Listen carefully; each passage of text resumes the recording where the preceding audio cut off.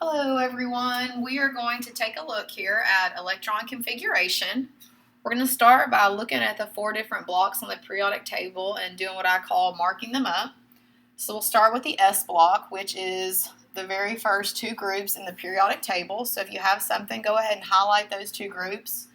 We understand that within the S block there's different energy levels. So you've got 1s, 2s, 3s, 4s, 5s, 6s, and 7s. And with the S block, the period numbers correspond with the S block energy level, so that makes it a little bit easier to remember. And then over towards your nonmetals, you have the P block. And the P block can be just a tiny bit confusing because if you notice, you've got helium up here that is actually not part of the P block. He's actually part of the S block, so we're going to make sure we highlight him yellow.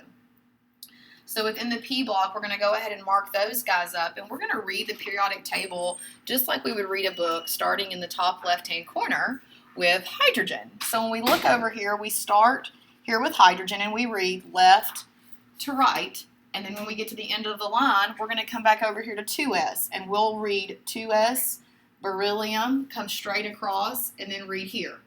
So if you've got 2s on the left-hand side, if you read straight across, we're going to call that 2p, 3p, 4p, 5p, and then 6p is where we'll stop there.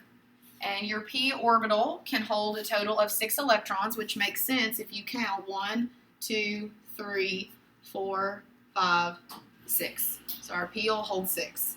The next one that we're going to look at is our D block, which are our transition metals right here in the middle. So we're going to go ahead and highlight those.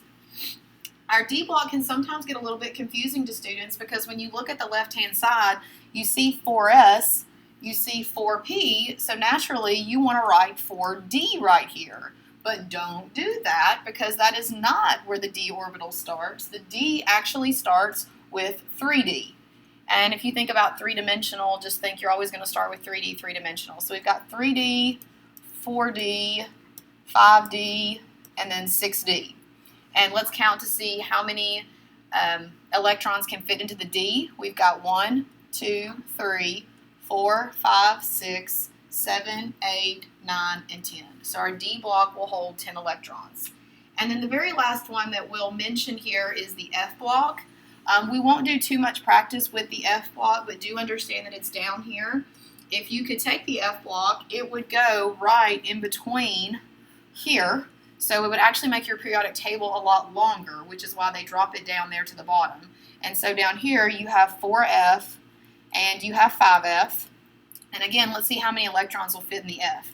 1, 2, 3, 4, 5, 6, 7, 8, 9, 10, 11, 12, 13, and 14. So our F block will actually hold a total of 14 electrons. So let's just go back and review what we've just marked up. We've got the S orbital, the P, the D, and the F. We know that the S block can hold a total of 2 electrons, and don't forget it is shaped like a sphere, which is easy to remember because it's the S and it starts with S, just like sphere. The P, we said, can hold 6 electrons, and I tell it's shaped like infinity or like dumbbells. The D can hold a total of 10 electrons, and it is shaped like a clover leaf. And then you've got F that can hold 14 electrons, and it's very irregular, So that's the end of part 1. The second part, we're going to take a look at how to write out an electron configuration. And I need to figure out how to stop this.